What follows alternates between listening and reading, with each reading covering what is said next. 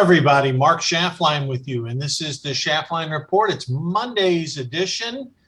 Thank you for joining us today. We're still away from studio. Hope to be back towards the end of the week. But the good news is this. We've got a breakdown and analysis for you on all the key races. And I hope everybody had a great weekend. There was some terrific football over the weekend. So let me get into the political nature of it right now. And I'm going to break down these races, and I'm going to tell you exactly where things stand 1 week to go outside of the midterm elections. Folks, we've got 7 Senate races that are all within the margin of error, and we've got 2 of them that are just outside the margin of error.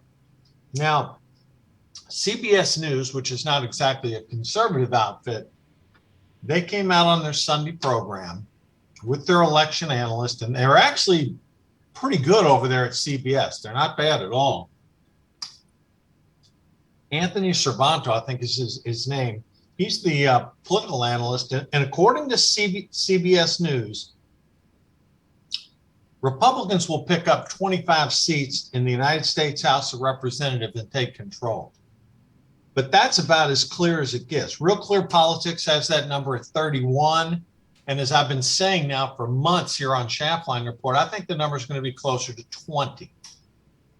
Either way, whether Schaftlein Report, CBS News, Real Clear Politics, 20, 25, 31, if any of those predictions come true, then Republicans will take control of the House of Representatives. That's the part that's a little clearer right now. Where it's getting muddy or a little confusing is in the Senate. Now, what's happening is independent voters, folks, are flocking to the Republican Party. 2 weeks ago, Democrats led Republicans by 2 points among independent voters. That has now swung to a lead for Republicans. That's an 18-point swing in 2 weeks. That's going to have major implications for how these Senate races turn out. You know, the generic ballot is still showing Republicans at +3. Traditionally, whenever Republicans have had a positive number, the midterms have gone their way. And clearly we're seeing the evidence of that in the House. And based upon certain prognosticators who I respect, Trafalgar Group, among others, they are saying, as is Real Clear Politics, as in a couple other polling groups which I'm familiar with, that Republicans will pick up a minimum of 2 seats in the United States Senate. That would flip it 52-48.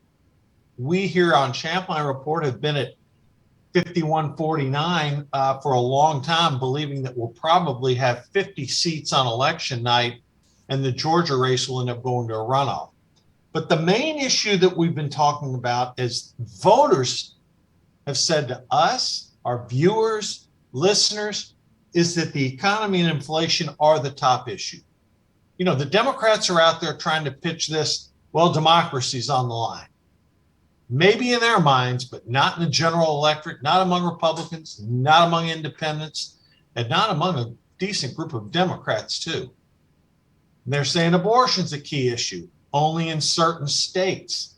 Most of the blue states, it's sort of codified already. I mean, the overwhelming number of blue states in this country, if you want an abortion, you can get it. And most Republicans have moderated their positions on it.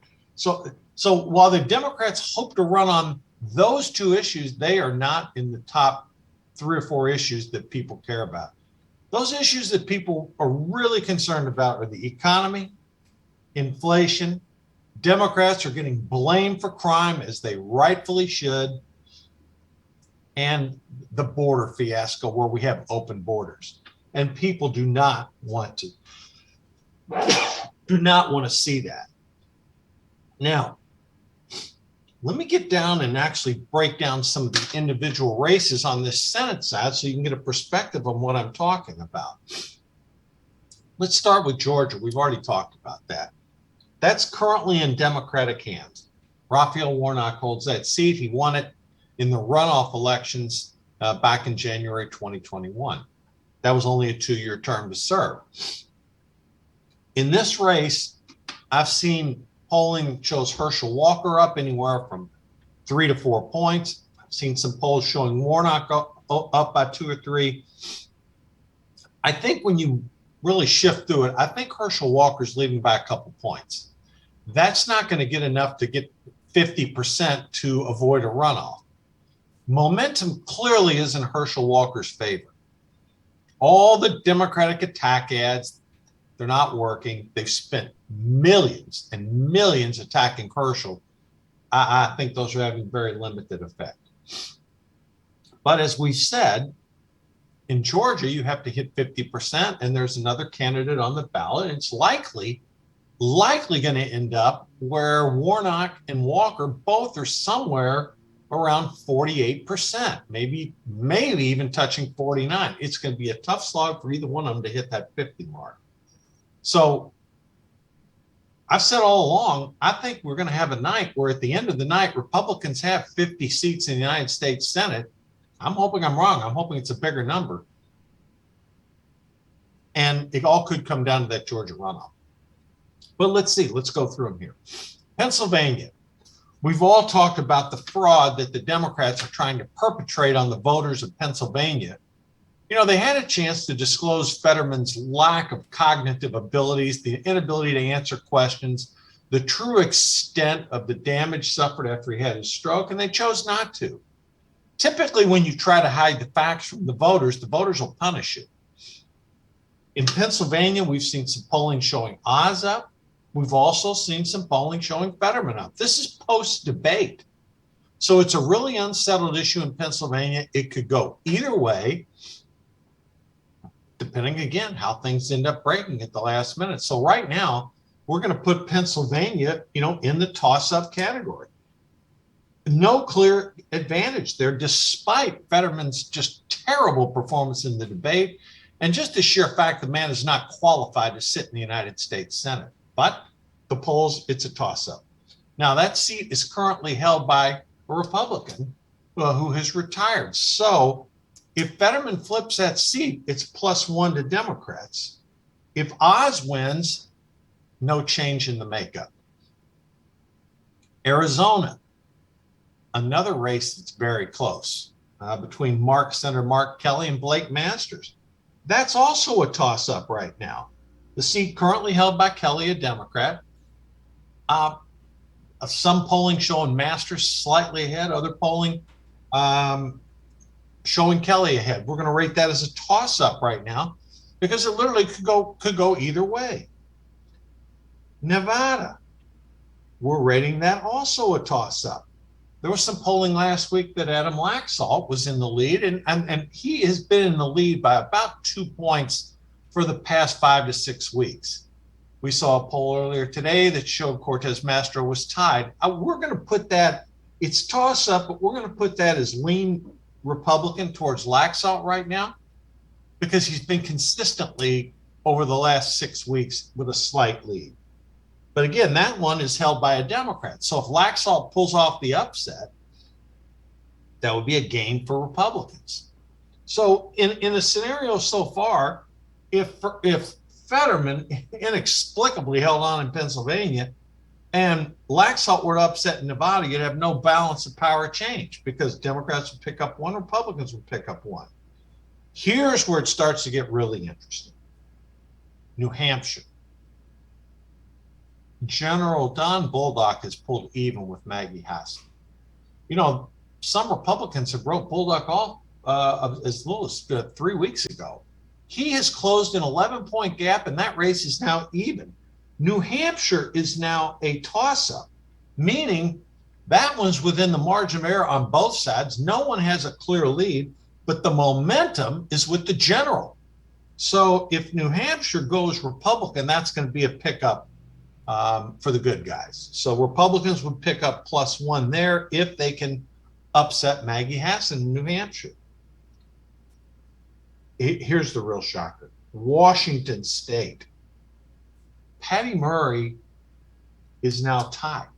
Murray's been in there for 30 years in the Senate. never had a close race. All of a sudden now, with Tiffany Smiley tied with Murray in the once unthinkable that Washington State, a deep blue state that went to Biden by 20 points, could possibly be flipped in 2 years. We're still going to give the edge to the Democrat, but barely. And we've got that one lean Democrat, but boy, within a point, momentum clearly on the Republican side. In Wisconsin, Ron Johnson, he's had a consistent lead of 2 to 4 points for the last 3 or 4 polling areas. We're going to put that one as lean Republican. That's one the Republicans really need to keep to effectuate a majority in the Senate. And then there's 2 other races that are just outside the margin of error, but close. In Ohio, J.D. Vance is ahead of Ryan by about 4.5 points, just outside the margin of error. All indications are that Vance is going to retain that seat for the retiring Senator Rob Portman. That would keep it as neutral because Republicans currently hold that seat. And in North Carolina, Ted Budd's up by about 4.5, 5 points over his Democratic opponent. Again, a seat currently held by Republicans. Republicans need to retain that. So if you had to summarize it and say, okay, here we are, Monday, October 31st, we're 1 week and a day prior to Election Day. How would you handicap it? Again, I'm calling Georgia's going to end up being a runoff. I'm saying Pennsylvania, Arizona, Nevada, New Hampshire, Washington, those 4, Pennsylvania, Arizona, Nevada, New Hampshire, toss-ups, literally could go either way. Wisconsin, Ohio, North Carolina, those are clearly leaning Republican. And I'm going to tell you, I think Washington lean Democrat, but that could also be in the toss-up category. So that tells you there, folks, it's really 7 to 9 seats really effectively could go either way. Now, again, I feel really, really good about a couple of them for the Republicans in North Carolina and Wisconsin. I think those are outside the margin of error. The others are not. So that's how tight the United States Senate race really could be here. Now, I mentioned that Washington State race. Patty Murray up by only a point. That's in a Trafalgar poll. Trafalgar is one of the polling outfits that we trust because they've been so right on so many of their polling predictions. They've also got that race, Bullock and Hassan, tied in New Hampshire. So sort of like the old commercial, when Trafalgar speaks, we listen. So, I mean, I'm really, really encouraged by what's happening there. And again, let's go back to Pennsylvania for a minute. Don't you find it disgusting that the Democrats deliberately withheld information about their candidate from you? I mean, they're desperately trying to push this guy Fetterman over the finish line, to appease the leftists. And basically, Democrats lied to the voters in Pennsylvania by not disclosing his health issues fully. I mean, that debate performance was atrocious. Would you want a man like that representing you in the United States Senate? No shot, no way, no how. The guy's an embarrassment, not only to the American political system, but he's an embarrassment to the Democratic Party for nominating the guy. Never should have happened. So, again, the key issues that we talked about are leaning in Republicans' favor. Independents overwhelmingly breaking to Republicans. Republicans look like they're going to gain more among Hispanic voters. We talked about that last week. Possibly as much as 40% of the Hispanic vote. And among the African-American vote, Republicans are pushing close to 20%. If these numbers turn out, folks, then it will be a blowout on the Republican side.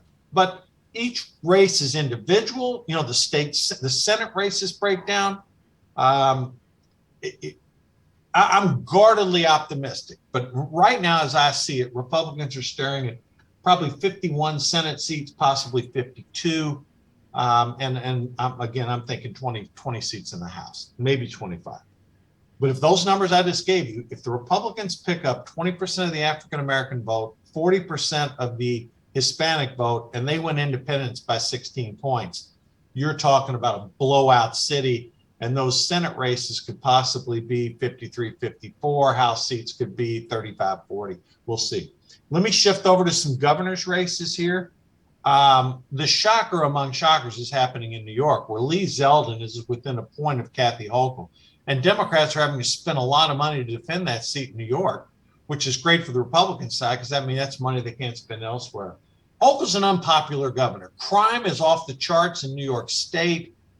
Lee Zeldin has run an exceptional campaign. He's a bright young face. He's in his early 40s. He's a common sense conservative. And I think he's got values that will play well with New York. It will not shock anyone at this point if Zeldin wins, but it would be a shock to Democrats. Because think about it, folks. If they lose New York, then on a nationwide basis, it's going to be a tidal wave for Republicans. The other big races, in Georgia, Brian Kemp continues to lead. Stacey Abrams. They sent Obama down there to try to, shore up Warnock, shore up Abrams. It's not going to work. Obama has shown throughout history, after his presidency, he was a lot better campaigner as an individual seeking office than an endorser. But I don't think it ever hurts to have the former president stumping for you. Kemp's leading Abrams by 7 to 10 points. I've said all along, I think Kemp's going to pull out a win. The final margin, I'm saying it's going to be 5 to 6 points over Abrams. Texas, Greg Abbott over Robert Francis O'Rourke. Abbott has been showing consistently about 10 points ahead. Recent polling has him up by 7. We're going to say that Abbott ends up winning that race somewhere 6 to 8 points in Texas. And in Florida, Governor Ron DeSantis has a double-digit lead over Charlie Crist. We expect DeSantis to cruise somewhere in the 8 to 10 point range. Races in Florida are always a little bit tighter than some of the polling tells you. Charlie Crist is not a popular Democrat. He's a former Republican, former independent, and he's going up against a juggernaut in Ron DeSantis. We expect DeSantis again to win that race by 8 to 10 points. So that's sort of the political landscape where you're at. Joe Biden continues to be in the, quote, political bunker. They don't dare let Biden get out and campaign, albeit they let him go to Pennsylvania because they're trying to salvage Fetterman. They put everybody but the kitchen sink in Pennsylvania. Outside of that, though, he's nowhere to be seen. He voted in Delaware. And, oh, by the way, he presented a voter ID to vote. Voter ID, folks. The president even did it in Delaware. It didn't seem to cause any harm. And turnout, despite the Democrats lying to you, talking about how, there's Republican suppression, Jim Crow 2.0, it's all a lie. Midterm elections traditionally have a little bit of fall off from the presidential ones. We're seeing a record turnout for a midterm election here in the early ballots. So don't listen to any of that garbage that the Democrats are spewing. So we're going to keep an eye on it on a daily basis here as things change. But right now, we're feeling pretty good about it coming up election night next Tuesday. A couple other points outside of politics. Well, this is sort of politics. Elon Musk, who took over Twitter last week, has begun cleaning house. He fired the entire board of directors, which is made up, folks, of all leftists. So that's good for our side. Musk has fired the entire board, and he started making cuts at Twitter. And, of course, the left is outraged. Good. Anything that outrages the left, we're all in favor of. That is a cesspool of leftist propaganda that we've been dealing with in Twitter from its inception. Now, it's not going to bother me if those leftists go find some other platform. I mean, it is disgusting what Musk is having to deal with here. But good for him. He's bringing in his own people, as anyone would do, and he fired all the executives. I'm really happy about that. Now, economically, got some economic news for you here. Personal consumption expenditures, that's a key gauge looked at by the Federal Reserve.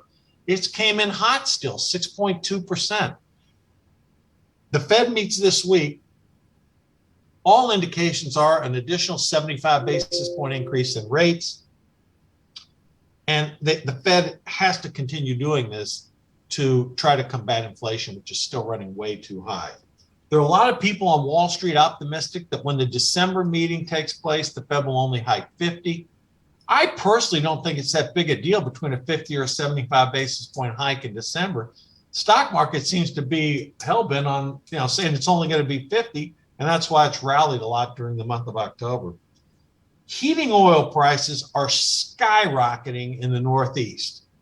Not only that, but diesel fuel shortages in the mid-Atlantic states.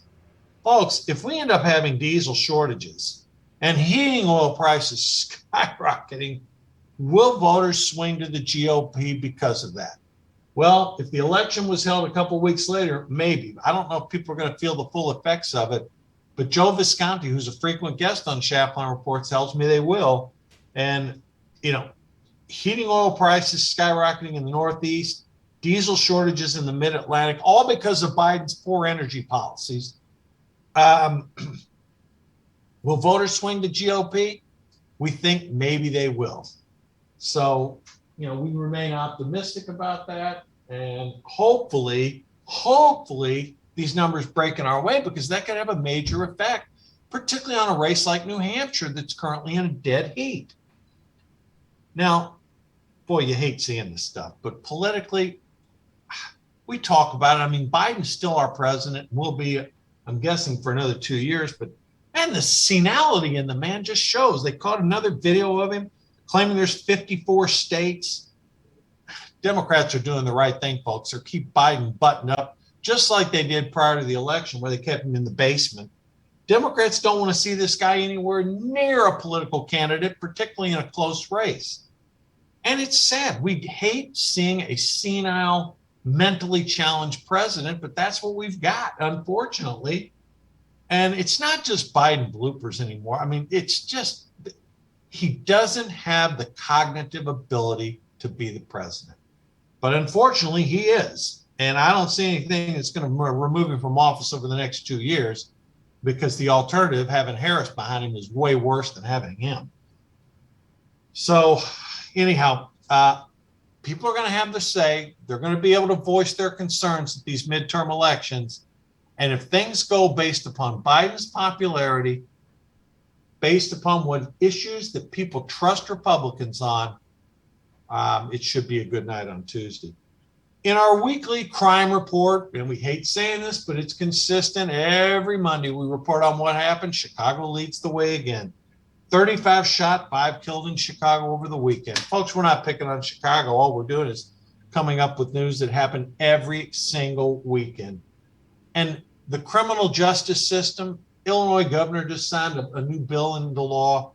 It's atrocious. It's going to be like New York, where they reduce bail.